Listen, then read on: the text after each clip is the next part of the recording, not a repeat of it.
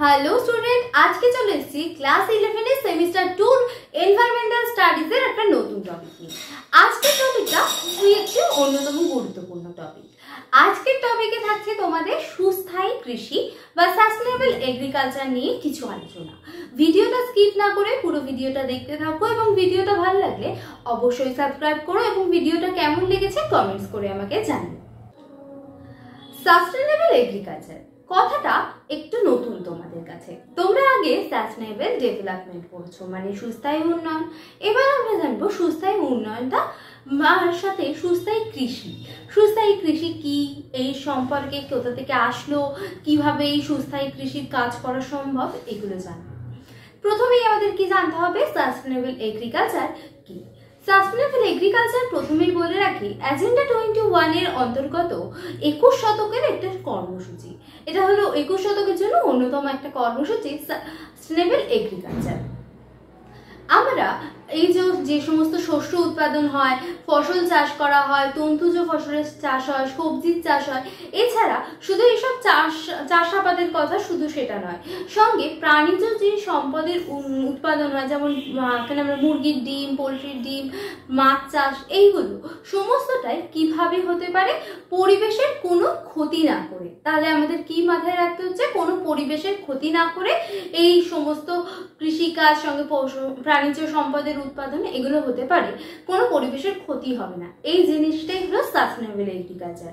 Sustainable এগ্রিকালচারের জনস্বাস্থ্য, পরিবেশ, মানুষ কোনো কিছুর কোনো ক্ষতি হবে না, মানে অনিষ্ট হবে না।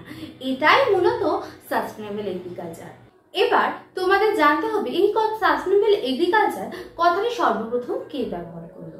সাস্টেনেবল এগ্রিকালচার কথাটা সর্বপ্রথম ব্যবহার করেছিলেন অস্ট্রেলিয়ার এক কৃষি বিজ্ঞানী। তার নাম কি? তার নাম হলো গর্ডন ম্যাকক্লাইমন্ড। তাহলে তোমাদের এটা কোশ্চেন আসতে পারে, প্রথম কে সাস্টেনেবল এগ্রিকালচার কথাটি ব্যবহার করে? উত্তর কি হবে? অস্ট্রেলিয়ার কৃষি বিজ্ঞানী গর্ডন ম্যাকক্লাইমন্ড। একটা ইম্পর্টেন্ট নোট তোমাদের জন্য দিয়ে রাখি, সেটা হলো 1980 সালে ওয়েস্ট জ্যাকসন নামে একজন ব্যক্তি তার নিউ রুট ফর এগ্রিকালচার গ্রন্থে এই সাস্টেনেবল এগ্রিকালচার কথাটি জনপ্রিয় করে তোলে। এবার আমাদের জানতে হবে সাস্টেনেবল এগ্রিকালচারের কি কি গুরুত্ব আছে বা কিভাবে এগুলো কাজ করা সম্ভব। তা প্রথমেই বলে রাখি যে সাস্টেনেবল এগ্রিকালচারে জৈব সার ব্যবহার করা হয়। 2 নম্বর কি, জৈব সার ব্যবহার করে এটা পরিবেশের পক্ষে ক্ষতিকর হবে না। এছাড়া যে সমস্ত কীটনাশক আমরা ব্যবহার করি জমিতে, সেই কীটনাশক ব্যবহার না করে আমরা জৈব পদ্ধতি অবলম্বন করতে পারি।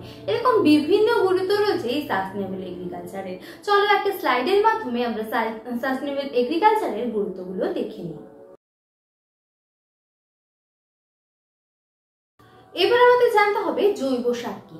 জৈব সার হলো যে সমস্ত জৈব পদার্থ, যেমন তরকারির খোসা, গোবর, এরকম জাতীয় জৈব পদার্থগুলোকে জীবাণুর দ্বারা আংশিকভাবে পচিয়ে যে সার তৈরি করা হয় তাকে বলা হয় জৈব সার।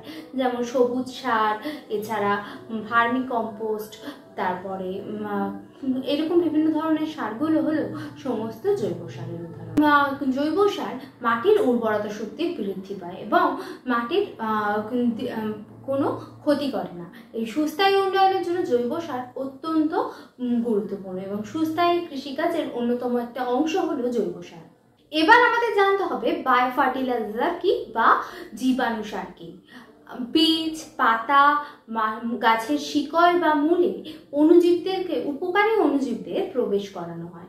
প্রবেশ করিয়ে যে সার দেওয়া হয় তাকে বলা হয় বায়ো ফার্টিলাইজার।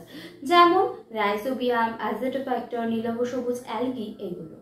যেমন রাইজোবিয়াম কি করে? রাইজোবিয়াম হলো মটর জাতীয় গাছের মূলে বসবাস করে এবং বাতাস থেকে নাইট্রোজেন নিয়ে মাটিতে নাইট্রোজেন পরিমাণ বৃদ্ধি করে। এটা হলো রাইজোবিয়ামের কাজ।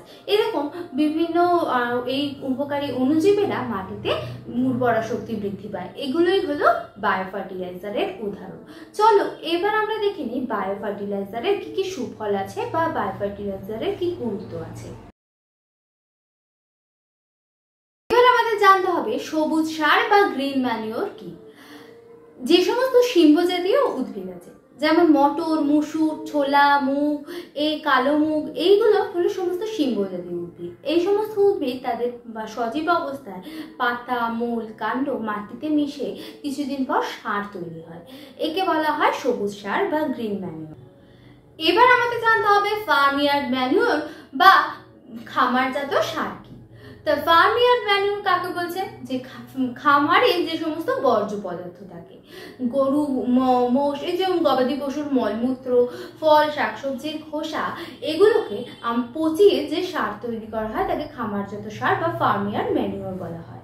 এই সারে হিউমাসের পরিমাণ প্রচুর বেশি থাকে, কারণ তাই মাটির উর্বরতা শক্তি বৃদ্ধি করে।